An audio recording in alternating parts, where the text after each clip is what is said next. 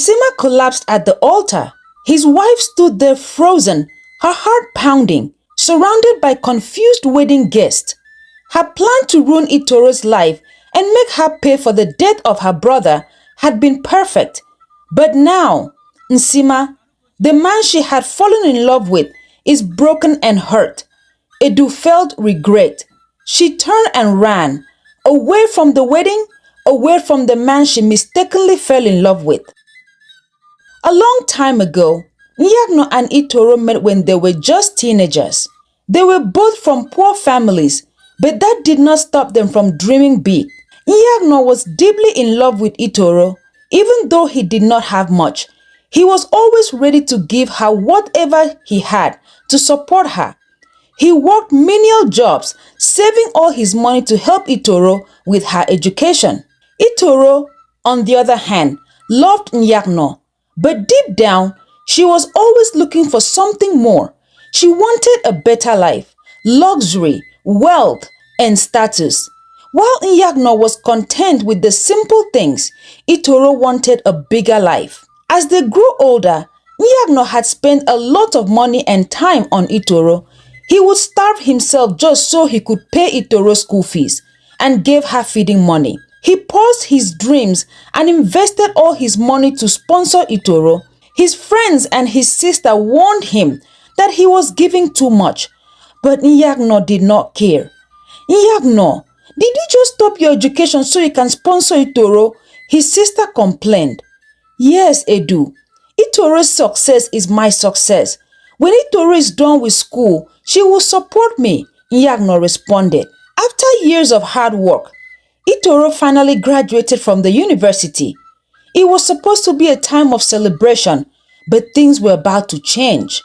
With her new degree, Itoro landed a good job in the city. There, she began to meet new people, people with money, influence, and power. These were the kind of people Itoro had always dreamed of being around. Itoro was ashamed of Nyagno. Her new friends would ask her, Itoro, why haven't you introduced your boyfriend to us? We have never met him, they would ask. Oh, he's not in the country at the moment, she lied. In her heart, she said, I don't want to introduce a low-class illiterate boyfriend to my friends. I don't want to lose my new famous friends, she said. I have always wanted to be in this kind of circle. I cannot mess this up, she said to herself. One day, Itoro met a man who had everything she wanted. He drove the kind of cars Itoro had only seen in magazines and lived in the kind of house she had always dreamed of. And as soon as this wealthy man showed interest in her, Itoro did not even think twice. She left Nyagno without a second thought. There was no goodbye, no explanation, no apology. She simply moved on, leaving Nyagno confused and heartbroken. Nyagno could not understand how someone he had given everything to could turn her back on him so easily. The pain of that betrayal was too much for him to handle. He was heartbroken, he stopped eating and stopped sleeping, and eventually, his body could not take it anymore. He became very, very ill. One day, his sister Edu rushed him to the hospital, but it was too late. He was so depressed that he lost his life. Nyagno's death destroyed his sister Edu. Edu and Nyagno had always been very close. Their parents passed away when they were younger, and they only had each other. Nyagno was the only family Edu had. Now he was gone, and it was all because of Itoro's betrayal. At the funeral, Edu stood by his grave, heartbroken. She knew that Itoro had caused her brother's death, and in that moment of grief and pain, Edu made a promise to Nyagno. My brother, I will avenge your death, she cried. Itoro had destroyed her brother's life, and Edu was going to make sure Itoro paid for it. She was patient.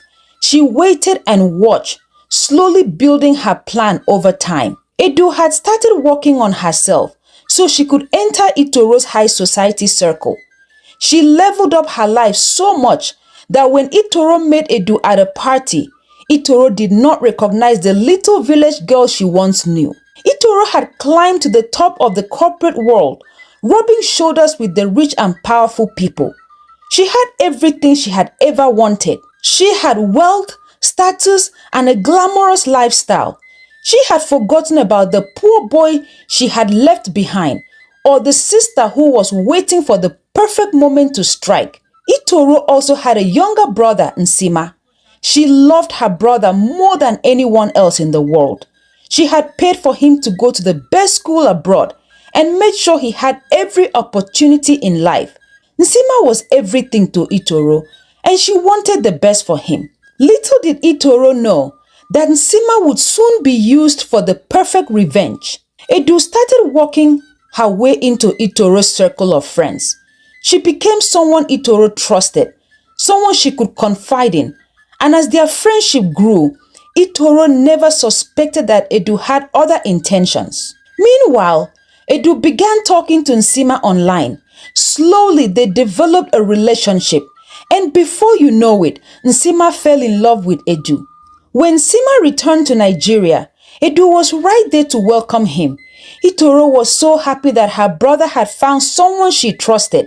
Edu played her role perfectly, becoming the perfect girlfriend and winning Nsima's heart. The relationship grew stronger over the next year, and eventually Nsima proposed.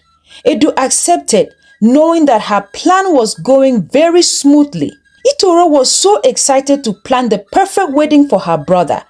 She had big budget, and she did not hold back on getting the best wedding planner and the best everything her brother wanted. She had invited all her high-class friends and very important people in her social class, and she bragged about how big and huge the wedding was going to be. She was ready to show off to everyone. The wedding was said to be the best event of the year. Edu played along, keeping up the pretense of the perfect bride-to-be. But inside, she was counting down the days until she could execute her final move. The day of the wedding arrived, and everything seemed perfect. The guests were seated. The venue was decorated beautifully, and Nsima and Edu had danced to the altar to exchange their vows. She smiled like the perfect bride. As the priest began to speak, Edu felt a rush of emotions. This was it. The moment I had been waiting for 12 years, she said to herself. The priest said, Edu, do you take Nsima as your lawfully wedded husband, to hold and to love, in sickness and in pain, till death do you part? Edu did something no one expected. Without saying a single word, she looked at Nsima and then looked at Itoro. Then she turned and walked away from the altar. The guests gasped in shock, and Itoro, sitting in the front row, was frozen in disbelief. Nsima collapsed to the ground.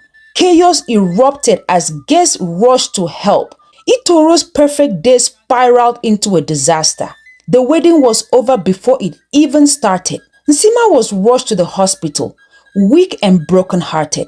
Itoro, fighting her own panic and disbelief, could not stop wondering why Edu had done this. Why would she do this to us? She has been like family, and now she humiliated me in front of all my friends. But Itoro did not have time to worry about the shame of a failed wedding. Her brother's health was her priority. Everyone tried to call Edu, but she refused to pick any call or return any call. All the pictures of the failed wedding were posted on social media. Itoro's enemies laughed at her and mocked her so much. She is always so proud and wanted to outdo everyone. That serves her right, they said. Itoro was so embarrassed to read all the comments and see all the embarrassing pictures online. I loved Edu, and she's like my sister. I cannot believe she did this to me. Look at what these peasants are saying about me online, she screamed. After days of unanswered calls and sleepless nights, Itoro decided to confront Edu in person. She knocked on her door. When Edu opened the door, there was no guilt in her eyes, no regret. Edu stared at Itoro. Why? Itoro asked, her voice trembling. Why would you do this to Nsima? To us? We loved you. Edu stepped aside and let Itoro in, closing the door behind her. Edu sat down and stared at Itoro for a long time before she finally spoke. "Do you remember Nyagno?" Edu asked, her voice sharp and piercing. Itoro's world stopped. The mention of Nyagno's name hit her like a wave of guilt and memories. She had not thought of Nyagno in years. He was part of a past she had long buried. Itoro stared back at Edu, speechless. "You killed him," Edu continued, her voice filled with years of piled up anger and pain. "You broke his heart and it killed him. You took everything he had, then left him when it was your turn to help him." Itoro felt a chill run down her spine. She remembered Nyagno.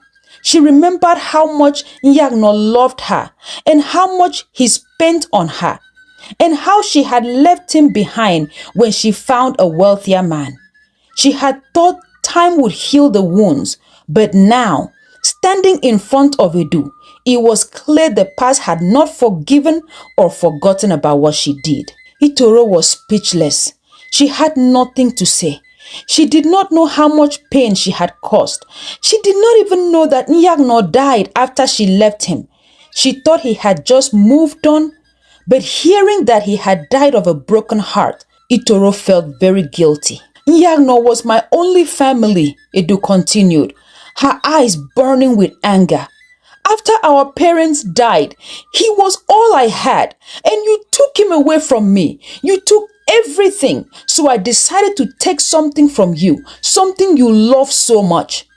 Itoro was surprised as she realized what Edu had been planning all along.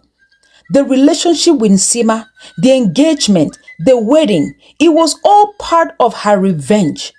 Edu had infiltrated their family, not to love Nsima, but to destroy him in the same way Itoro had destroyed Nyagno. "Edu, please," Itoro whispered, her voice barely audible. "I did not know. I did not mean to hurt him." But Edu was not finished. "I made sure you feel the same pain I felt. You love Nsima, don't you? And you were so proud of him, so proud of how his life was turning out. Well, now I have destroyed his life, just like you did to my brother Nyagno." Edu screamed at Itoro, "Get out of my house!" She opened the door and pushed Itoro out. While Itoro tried to process everything she heard from Edu, Nsima's health continued to spiral downward. The emotional toll of the betrayal had left Nsima in a deep depression. He barely ate or spoke to anyone. He seemed like the shell of a man he was. Itoro watched helplessly as her brother's condition worsened. Nsima, who was once full of life and ambition, now spent his days in bed staring blankly at the ceiling. Meanwhile, Edu had never expected to feel sad after her revenge. She had spent years plotting this moment, imagining the satisfaction of watching Itoro and Nsima suffer. But something unexpected had happened. She had fallen in love with Nsima. Edu had started the relationship to get revenge for her brother. But as time went on, she found herself genuinely caring for Nsima. Nsima's kindness and love was real, and Edu did not know how much it would affect her. Now, after walking out on their wedding, she could not stop thinking about him. "I have avenged my brother's death, but instead of me to feel victorious and happy, I feel a lot of sadness and pain," she cried. The revenge she had lived for no longer satisfied her. She felt regret, but it was too late. 3 months later, Nsima's condition remained unchanged. Itoro, desperate to save her brother, decided to send him abroad for a change of environment. She hoped that being away from the memories of Edu would help her brother heal. Nsima was willing to try anything, so he agreed to travel abroad. The months he spent abroad were slow and difficult, but little by little, he began to regain some of his strength. But he still had Edu in mind. Despite the betrayal, Nsima could not shake his feelings for Edu. He had tried dating other women, but every relationship ended in failure. His heart still belonged to Edu. And no matter how hard he tried to forget her, she was always there, lingering in the back of his mind. Back home, Edu tried to move on with her life. She moved out of her luxury apartment into a place no one knew her. She focused on more work so she could distract herself from the chaos she created. But it was not enough. She missed Nsima, and the guilt of what she had done weighed heavily on her. The revenge she wanted did not only destroy Itoro and Nsima, but also herself. She had spent so many years consumed by hatred that she had not allowed herself to love. Now it was too late. 3 months after the disaster of a wedding, one morning, Edu woke up sick and nauseous. So she went to the doctor for a checkup. To her shock, her result showed that she was pregnant. "You are 3.5 months pregnant, madam," the doctor said. "Pregnant? What do you mean I am pregnant?" Edu shouted back at the doctor. Her heart pounded and her mind raced with confusion. She could not believe it. "How did this happen? What have I done to myself?" She screamed and broke down in tears. She cried all the way back home. Edu sat on the edge of her bed. The weight of the news and her actions rested heavily on her shoulders. "I cannot possibly face Nsima and his sister after everything I did to them," Edu said to herself. She was very concerned, but her mind was made up. "I am going to keep this a secret. I will never tell anyone. I will raise this child alone." She comforted herself. Her revenge had brought her to this unexpected turn. Over the next 5 months, Edu's pregnancy remained a secret. She distanced herself from everyone who knew her, especially Itoro. "In my anger to revenge and hurt other people, I have really hurt myself and this innocent child that I have brought into my mess," she cried. When her son Ekpedeme was born, she felt a lot of joy and guilt at the same time. He looked so much like Nsima.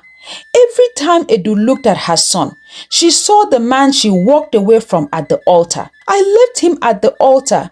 Now I am keeping his child away from him," she said to herself sadly. But she convinced herself that she was doing the right thing. "After what I did, I cannot face Itoro and Nsima.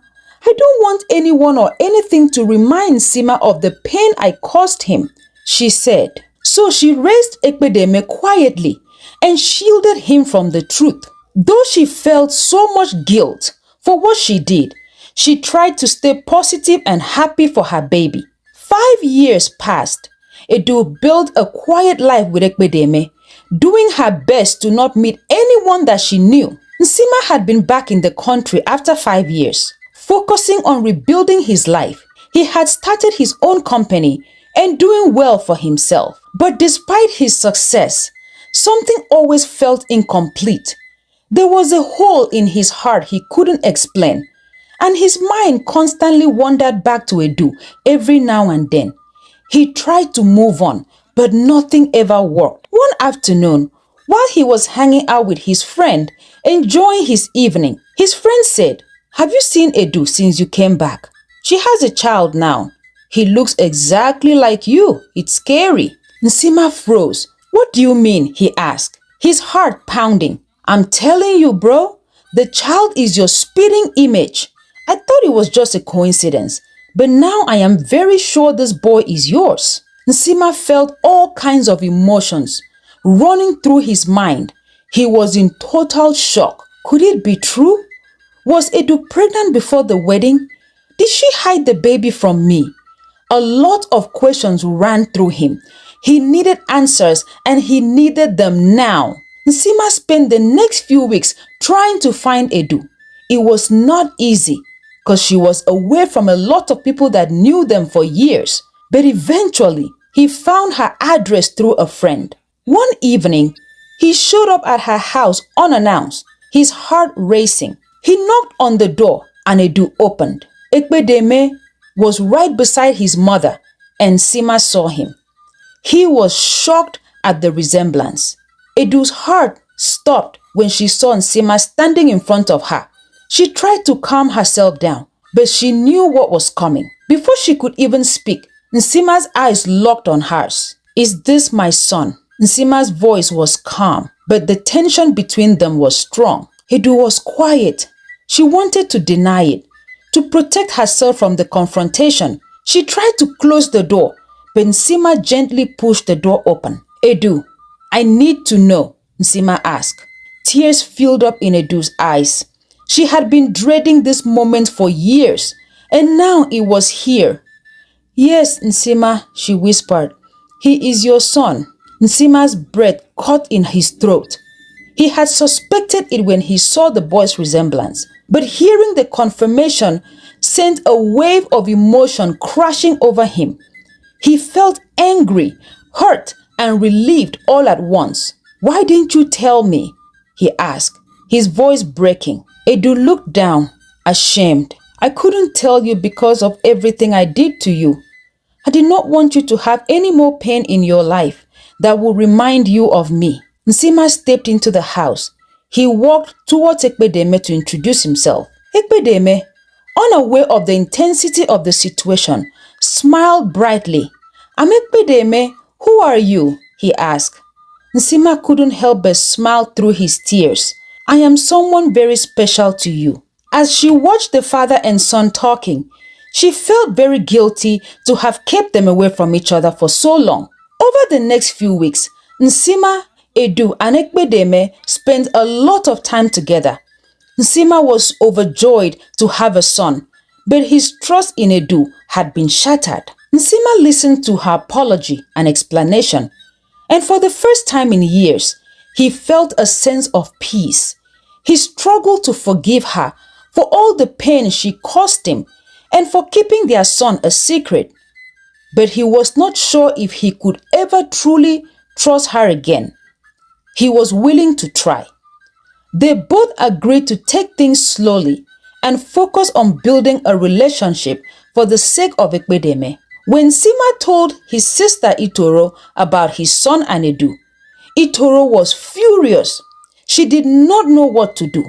"I want the child, but I don't want Edu anywhere near you," Itoro said. She tried to convince her brother to stay away from Edu, but Nsima refused. He was tired of letting his sister control his life. He loved Edu, and he was not going to let Itoro stand in the way. "How can I take Ekpedeme away from Edu? I don't want to separate him from his mother, so I want them both." Itoro was very angry.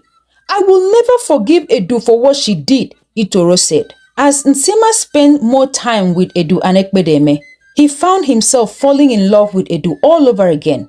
And Edu, for the first time in years, felt like she could truly be happy. Their love grew stronger as they realized that they had been given a second chance. They took their time and did not rush into marriage. They focused on rebuilding trust between each other. Itoro eventually came to accept their relationship. She saw how happy her brother was with Edu and knew that fighting against it would only cause more pain for her brother. She agreed to support their relationship. The moral of this story is that forgiveness is necessary to help us heal through pain and hurt. Revenge is not the solution or answer. If you were Nsima, would you have taken Edu back and marry her? Leave your response in the comment section. Thank you so much for listening to this story of love, betrayal, and unexpected forgiveness. If you enjoyed this very interesting story, click on the link above to watch more story. See you in the next video. Bye.